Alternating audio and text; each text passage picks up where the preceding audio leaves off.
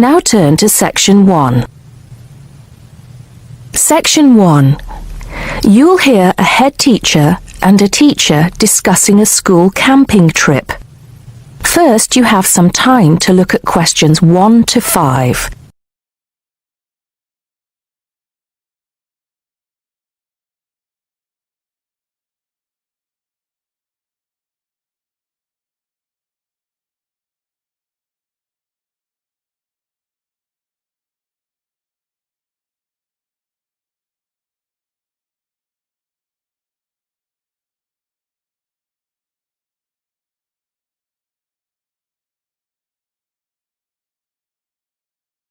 Now we shall begin. You should answer the questions as you listen because you will not hear the recording a second time. Listen carefully and answer questions 1 to 5. Good morning, Mr. Thompson. Can I speak to you for a moment? Of course, Jamie. Come in. Have a seat. I've just finished looking through the reports for this term. It looks like the pupils are doing very well. Yes, I think they are. It's all going fine. So, Jamie, what's on your mind? Well, I've been thinking about next month's camping trip, the one for Year 10. Yes, we've got it scheduled for the 23rd to the 26th, if I'm not mistaken. Actually, I think it's the 24th to the 27th. Let's just check. Oh, right. Yes, you're right. So... Well, I've been thinking about how we might possibly make this year's event even better than last year's. Not that last year's wasn't great, but... Suggestions for improvement are always welcome, Jamie. So, what have you been thinking about? Well, to tell the truth, I wasn't completely happy with the camp we used last year. It was rather small, and I didn't feel that the grounds were particularly well kept. Go on. I did some searching, and I think I found the perfect spot. It's called Shepton Meadows, and... Is that the campsite in the Lake District? No, actually it's just outside Carlisle. It's a huge site, and it's on a lovely lake, Lake Brant, I believe it's called. Half the site is forested, and the rest, the actual camping area, is grassy. For kids that rarely get to see anything more than concrete, it's ideal. And the facilities are amazing. There's a basketball court, a large pool, and a football pitch.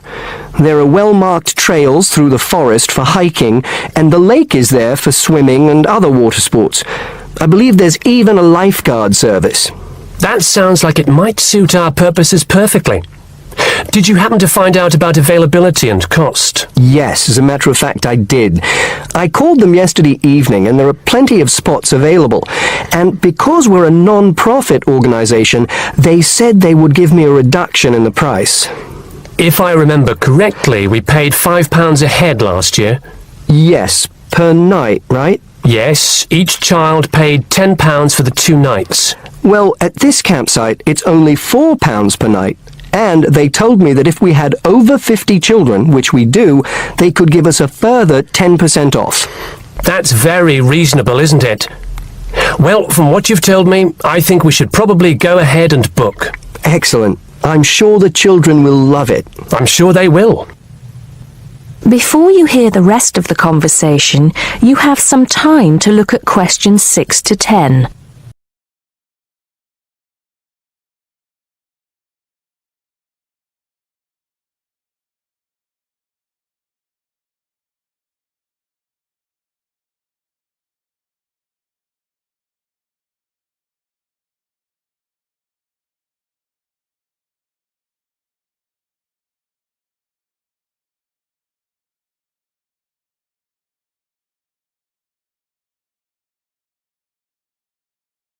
Now listen and answer questions 6 to 10.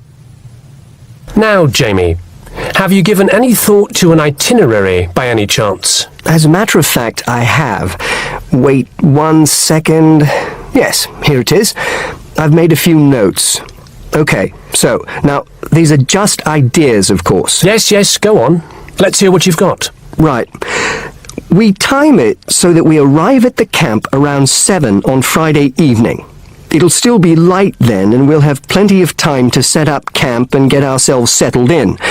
At 8, we could have a barbecue, hamburgers and hot dogs, something that's nice and easy to prepare. And that children love. Yes. Then, lights out would be at 9:30, so the children will get a good night's sleep and be up bright and early at 7 on Saturday morning. Breakfast would be at 7:30, an hour's hiking from 8 till 9, and then a couple of hours at the lake. That would take us up to 11.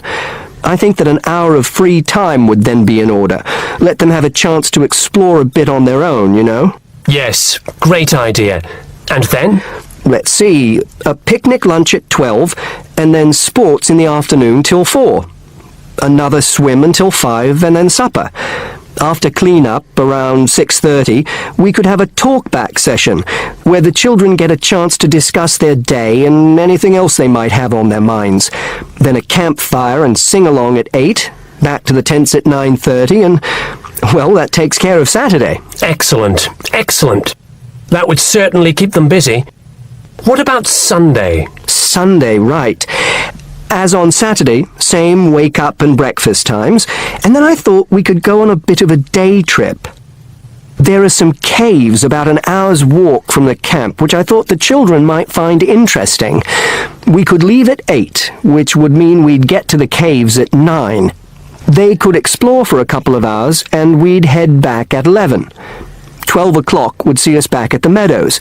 An hour's swim, and then lunch at 1. Then we could have organized games in the afternoon until supper at 5. It would take us an hour to clean up our sites and pack up. We'd be on the buses at 6 and all set to head back into the city. Well now, you've certainly put a lot of thought into this, Jamie, and it's paid off. I think it sounds wonderful. I can't think of a thing that needs to be changed. Let's go for it. Brilliant.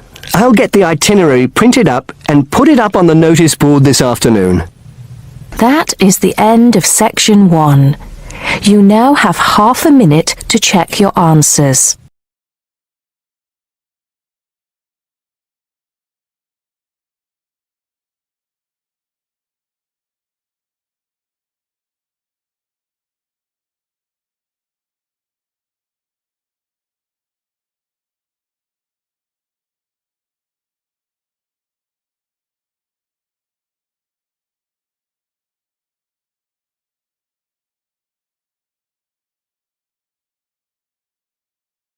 Now turn to Section 2.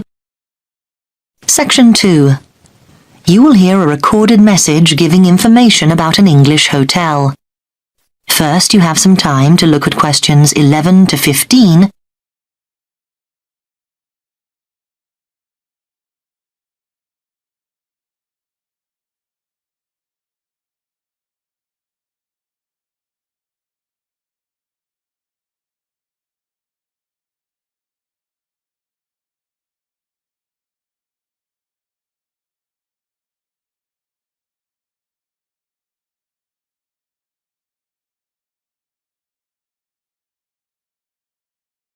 Now listen carefully and answer questions 11 to 15. Welcome to the Bridge Hotel Information Line. The Bridge Hotel is part of the Compact Group, which is a large association of family-owned hotels offering a warm, friendly atmosphere and high-quality service at competitive prices. All of them cater for a wide range of people, from business to leisure clients. Set in a quiet residential area on the attractive outskirts of Belford, about 3 miles from the city centre, the Bridge Hotel is a popular choice for conferences. After recent refurbishment and expansion, it now has 25 double rooms and 20 singles. All 45 are en suite with TV and coffee and tea making facilities. The Bridge Hotel is set in 3.5 hectares of grounds, with an open-air swimming pool and 4 tennis courts. There is also a newly opened gym with fitness suite, which is considered one of the best equipped in the area. Non-resident membership is available. We have a fully licensed restaurant for residents and non-residents, which provides a wide range of dishes with a particular focus on dishes from around the world. For the discerning business customer, we have designated business rooms with phone links allowing full internet access. Our conference facilities cater for up to 200 delegates, and we are able to offer transport to guests to and from Birmingham Airport at a small extra cost. Before you hear the rest of the message, you have some time to look at questions 16 to 20.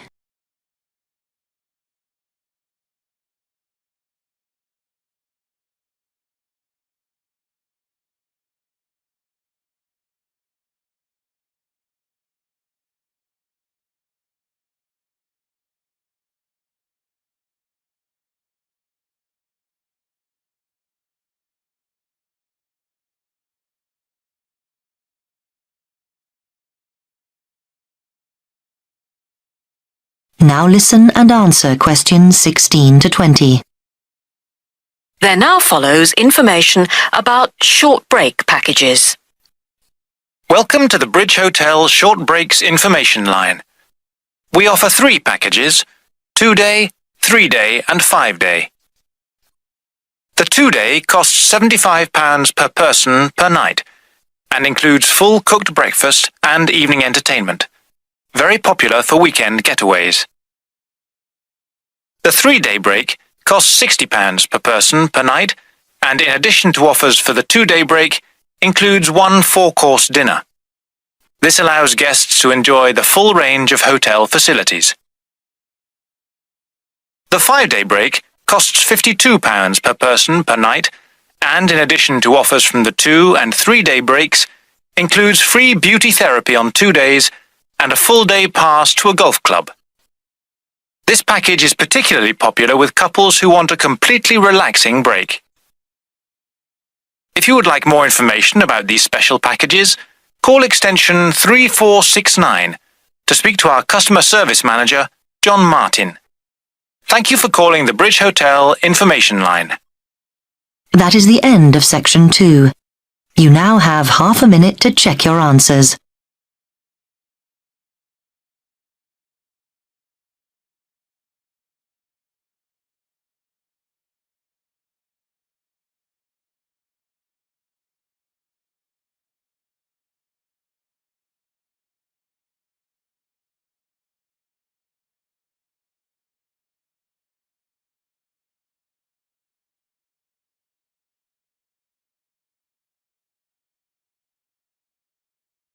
Now turn to Section 3.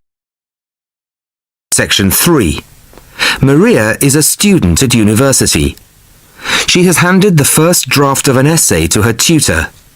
The tutor has read it, and now they are discussing ways the essay can be improved. First, you have some time to look at questions 21 to 25.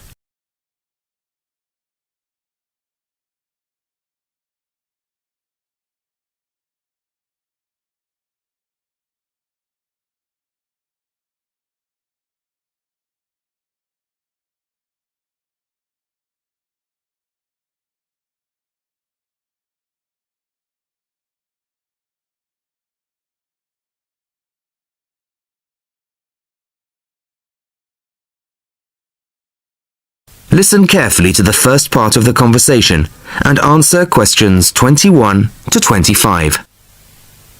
Well, Maria, I have to say I was quite impressed by your essay. It's a big improvement on the last one. Really? I'm glad. I put a lot more work into this one. I really spent ages on it. And it shows. You've addressed most of the problems I pointed out last time. In particular, the style and language are much more appropriate for an academic essay. So that aspect is okay? Absolutely. If you carry on like this, you shouldn't have any significant problems in that department. That's a relief. I've been quite worried about that, although I've been reading a lot of other essays to try to get the right style. Well, I'd say you've been successful. There are just 1 or 2 minor things you could look at. Your punctuation's quite basic. It's really just full stops and commas. And parentheses. Brackets? Yes, brackets if you prefer. In academic writing, these are best used only occasionally, if at all. You use them rather too often. Okay, I see. And I'm sorry to mention it, but your spelling. I know, but I'm working on a foreign computer. The spell checker doesn't work for English. Are you sure? Have you tried changing the setting to English? No, I haven't. Well, I should see if that's possible.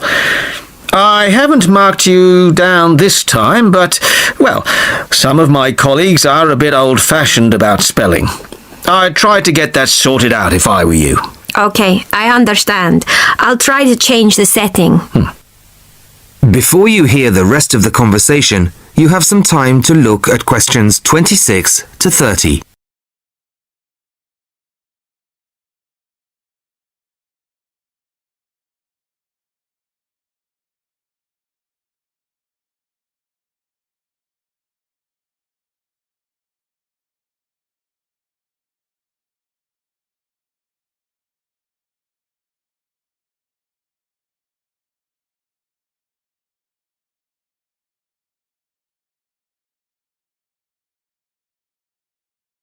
Now listen and answer questions 26 to 30. The only major problem I have with the content of your essay is the introduction. The introduction should, well, introduce the theme of the essay. You've put some of the most important points there. For example, this bit. The statistics about the growth of railways in the 1850s. That really should go in the main body of the essay. And so should this paragraph about changes in patterns of employment. In general, I'd say your introductory section should be no more than half as long as it is at the moment. Okay. And I should move those points forward? Precisely. And going back to the railways, they're one of the most significant factors for change in this period.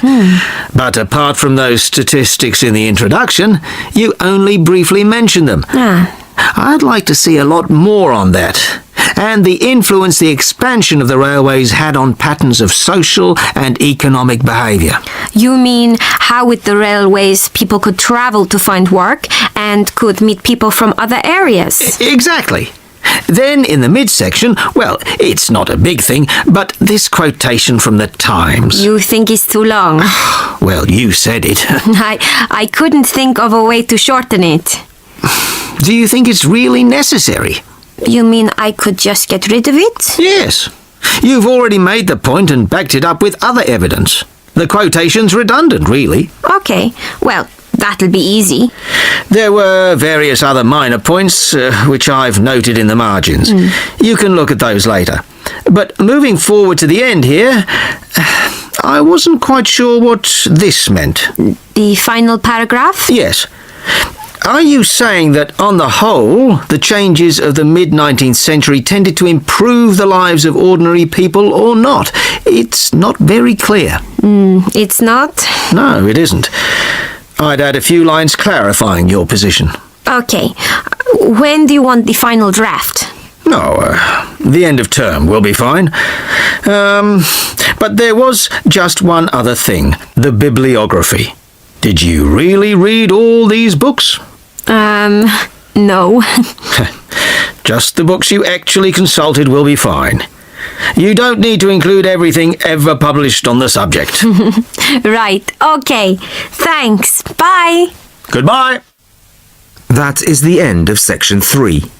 You now have half a minute to check your answers.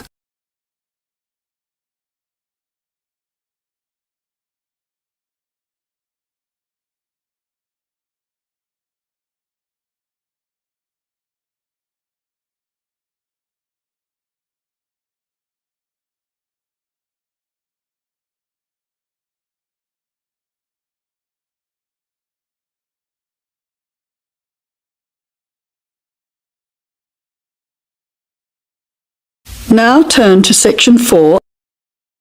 Section 4. You will hear a talk from a series of lectures on the survival of our planet.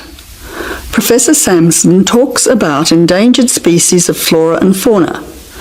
First, you'll have half a minute to look at questions 31 to 40.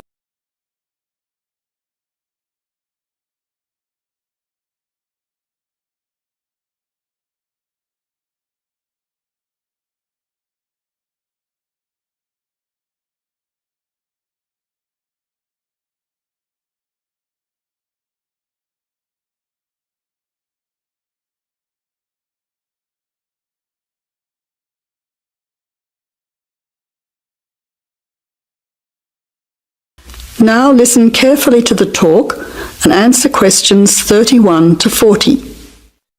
Good afternoon, ladies and gentlemen. Today's topic in this series of lectures on our planet is about ensuring the survival of our very important plant and animal species. In this lecture, I want to discuss one way that we can do this. No one will ever see a huge dinosaur thundering through the forest. No one will ever see a paradise parrot flash its rainbow colours across the sky. The fact is that many animals and plants have been wiped out. Sadly, they are extinct. It is too late for them. Extinction is forever. We can't do anything about the species that have already disappeared, but today there are many animals and plants that could still become extinct in the future if we do not act now. They are endangered. The African elephant and rhinoceros have become endangered because of the value of their tusks. Australian parrots and reptiles are smuggled onto planes because certain people in other countries are prepared to pay thousands of dollars for them. And there are many other species around the world that are endangered because they no longer have a place in which to live and reproduce safely. The main cause of extinction is the destruction of habitats. A habitat contains all that a living thing needs to survive: space, light, water, food, shelter, and opportunities for reproduction. The population of the world is growing rapidly, and this is placing great demands on land and resources for housing and for growing food. When vegetation is cleared and swamps are drained for agriculture, mining, and suburbs, or when rivers are dammed to store water, plants are destroyed and animal life is threatened. In other words, humans are changing and destroying the habitats of animals and plants, which is in turn reducing their chances of survival.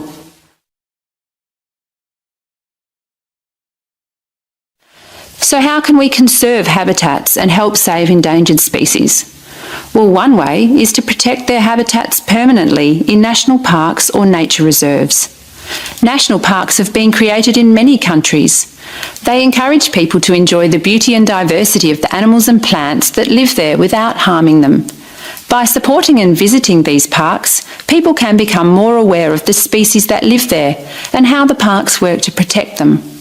It is very important that, when visiting a national park, we keep them safe for future generations of plants and animals by obeying a few rules. Firstly, follow the fire regulations. Don't throw cigarettes or build fires, except at certain times of the year in especially allocated areas and facilities.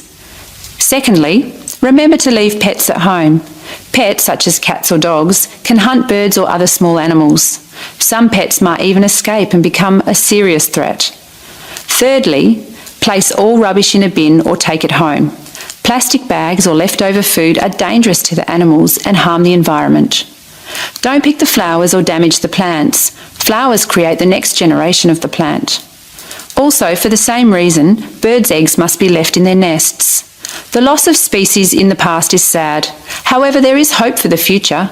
Despite the demands of our increasing population, we can work to protect the plant and animal species we still have. So I would like to conclude by saying that I believe that, with strong public awareness and support of these national parks and reserves, the future of endangered species can be ensured. That is the end of section 4. You now have half a minute to check your answers.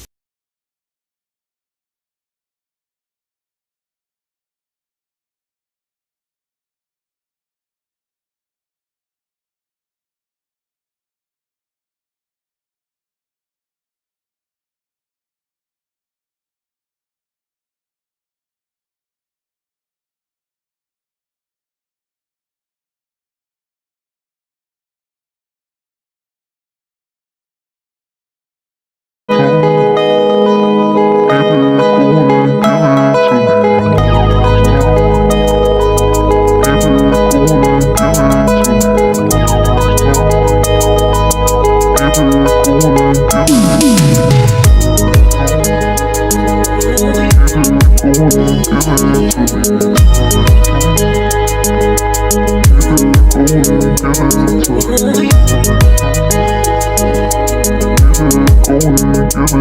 me.